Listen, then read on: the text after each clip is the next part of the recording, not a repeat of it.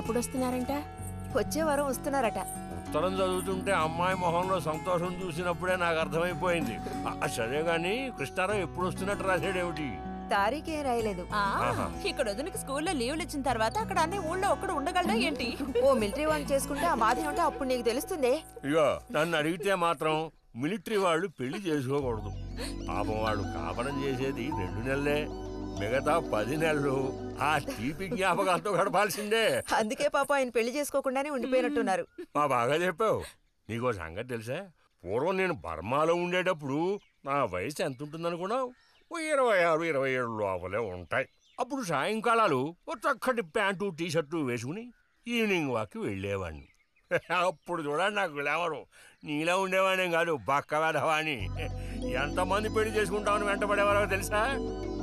ఎక్కడా బర్మాలో. పాప అక్కడ రాజకుమారి కూడా వచ్చి లైన్లో నుంచినట్టు. ఏంటి? ఇక చాలు నీ గోలాపమావయ్య, అబద్ధాల పుట్ట. ఎవరో నీ కోసం వెతుకుంటూ వచ్చారు, వెళ్ళి చూడు. ముక్క ముందు చెప్పాలి కదా, నువ్వు చెప్పకపోతే నాకు ఎలా తెలుస్తుంది? అప్పుడు సరితో వచ్చారో ఏమిటో, పోయిన వారమే రాసి పంపేస్తానన్నాను. ఆలస్యం అయిపోయింది కర్మ.